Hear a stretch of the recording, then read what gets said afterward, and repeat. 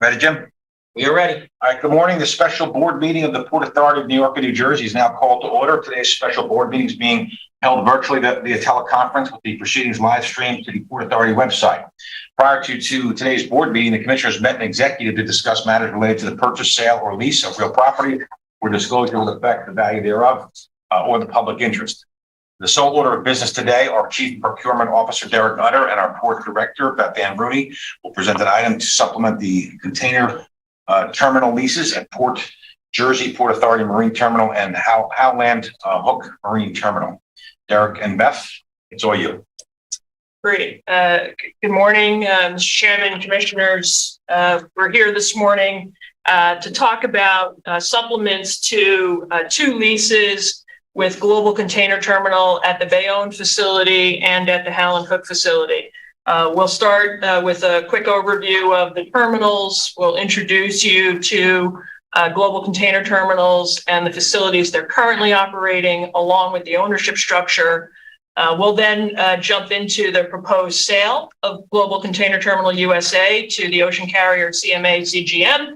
We'll give you some background on CMA CGM, and then we'll jump into the key lease provisions and the request for authorization.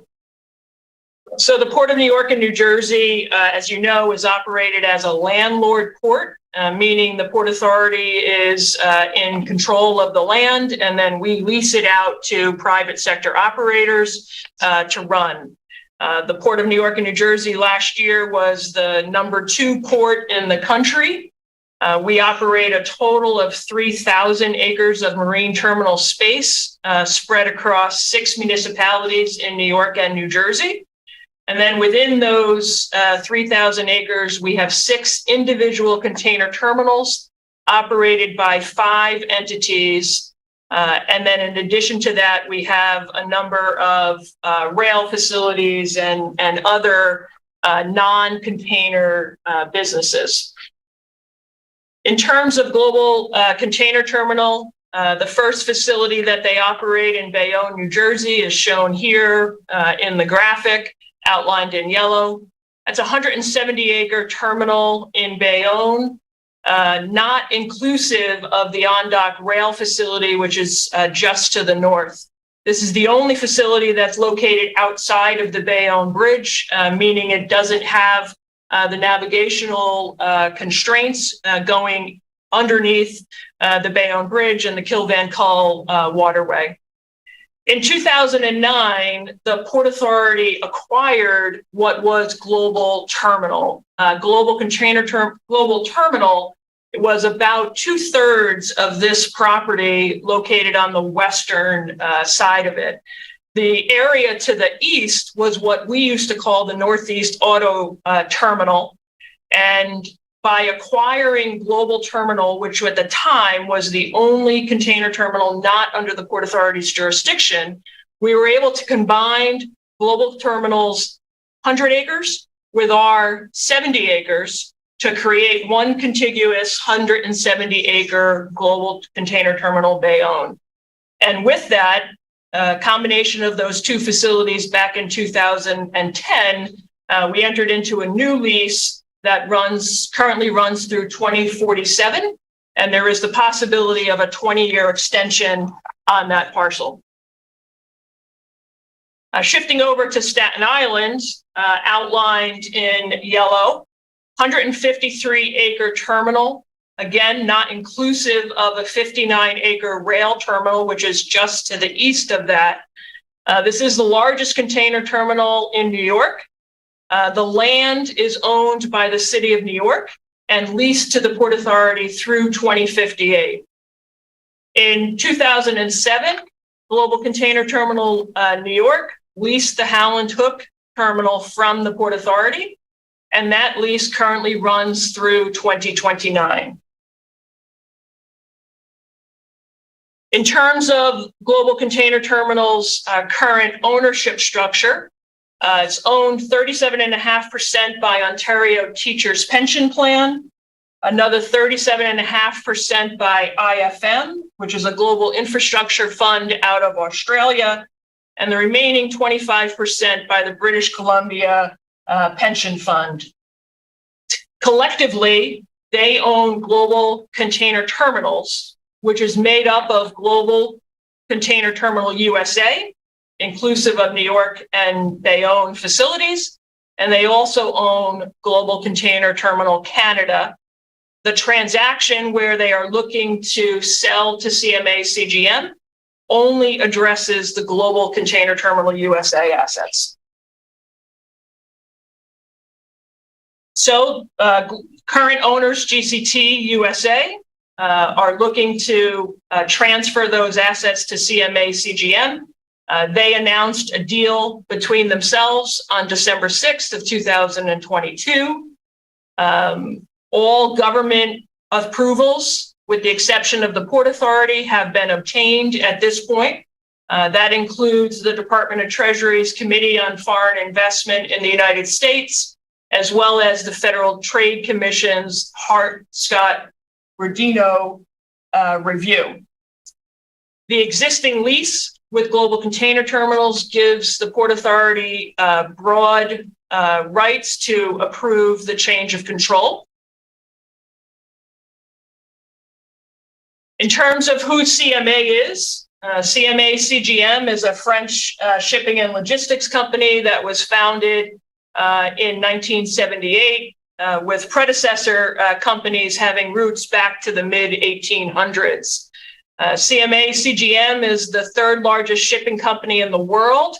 They're also the third largest ocean carrier serving the Port of New York and New Jersey. They have a presence today in over 160 countries, with 400 offices and many warehouses and over 155,000 employees around the world. Their fleet of vessels has over 600 vessels, the largest of which have regularly been calling the Port of New York and New Jersey. And in fact, it was their vessel, the T. Roosevelt, which was the first and the largest to go underneath the newly raised Bayonne Bridge in 2017. CMA CGM is the eighth largest container terminal operator. They started the terminal operating business in 2001 and now have assets in 28 different countries, the largest being the Phoenix Marine Terminal in the Port of Los Angeles.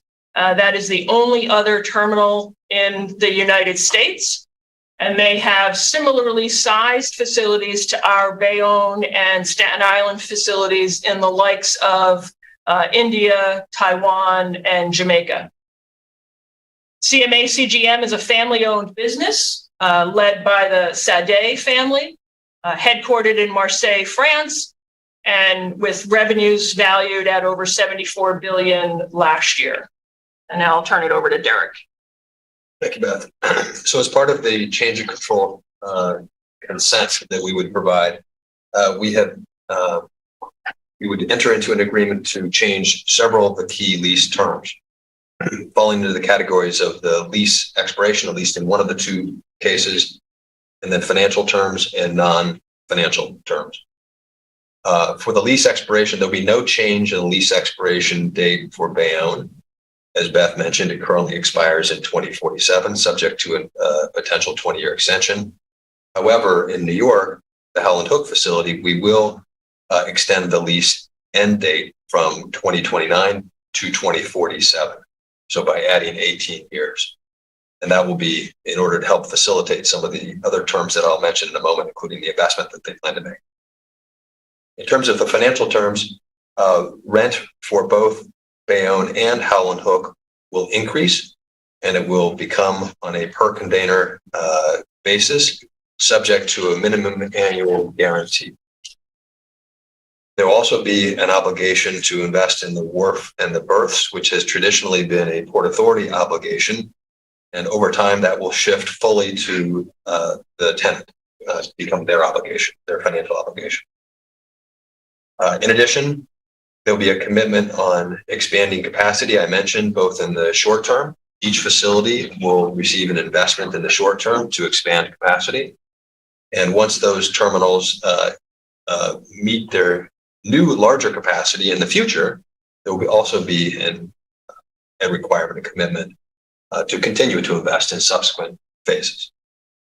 And then lastly, the concept of a windfall protection tied to excess container storage revenue will also go into effect. The non-financial terms that we focused on relate to sustainability.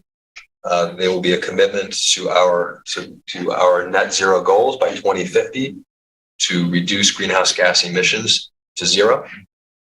There will be a commitment related to minority and women business enterprise contracting, as well as for local businesses around the adjacent terminal. So in the case of New York, starting with the Staten Island area, in the case of Bayonne, starting with the areas adjacent to Bayonne.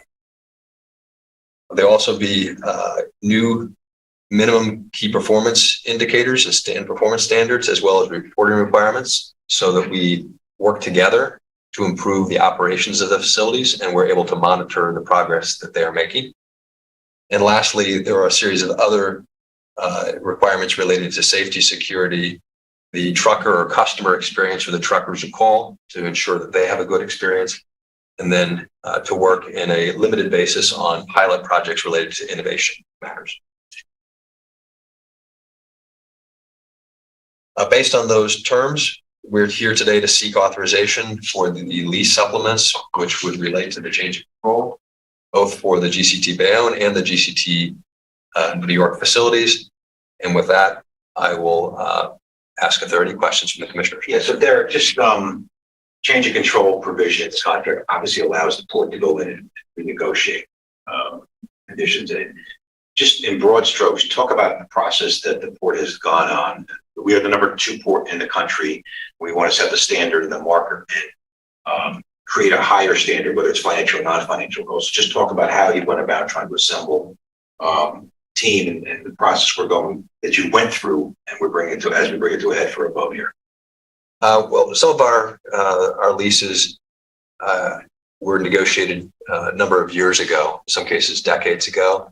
And so as the container terminals have, the whole business has modernized and changed, it's not surprising there are certain terms that we need to update as well.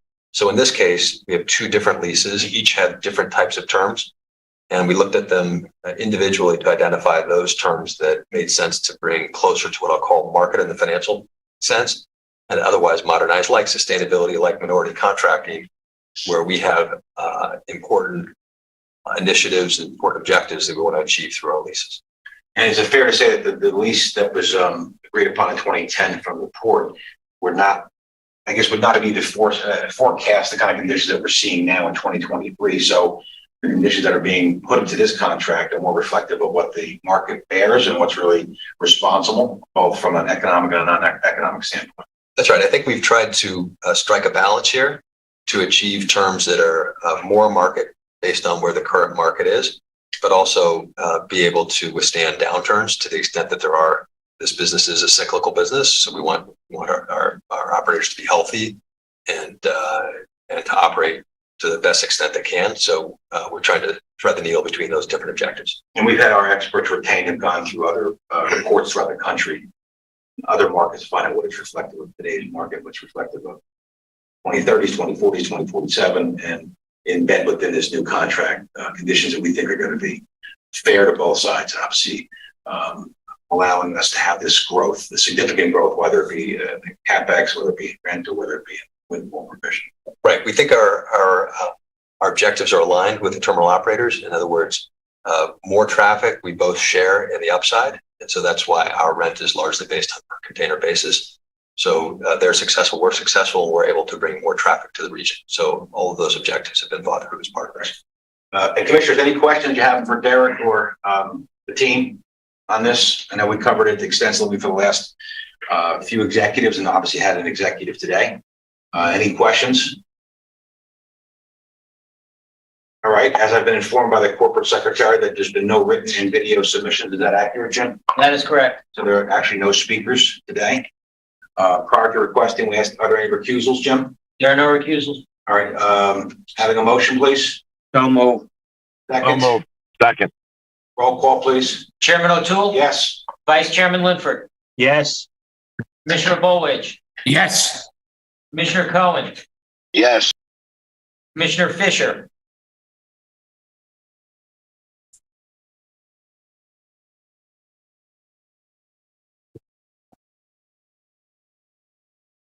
You hear me? Yes? Yes, Commissioner? Yes. Yes. Thank you. We got you. Commissioner Helmy, Yes. Commissioner Kelly, Yes. Commissioner LaBarbera, Yes. Commissioner McCabe, Yes. Commissioner Richardson, Yes. Commissioner Rosado. Yes.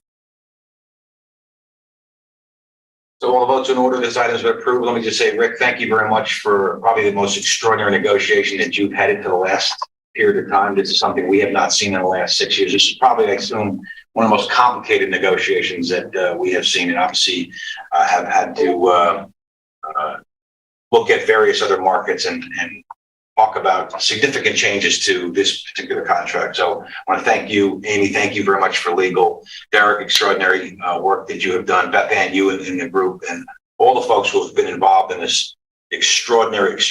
And I don't think people will realize until years later just how much of a savings and a win this will be for all parties, and that the Port Authority's downside will be protected through 2047. So thank you all. There being no further business, I ask that we move to adjourn. Have a motion, please. So moved. Second. Second. All in favor? Aye. Aye. Aye. Meeting's adjourned, and we'll see everybody in September for the 9/11 remembrance or the rose ceremony, which will go out. We'll have a memo being sent out by Jim with all the activities that are going to go on in the next couple of weeks. Thank you all. Enjoy the rest of your summer. Thank you. Thank you. Good day. Thank you.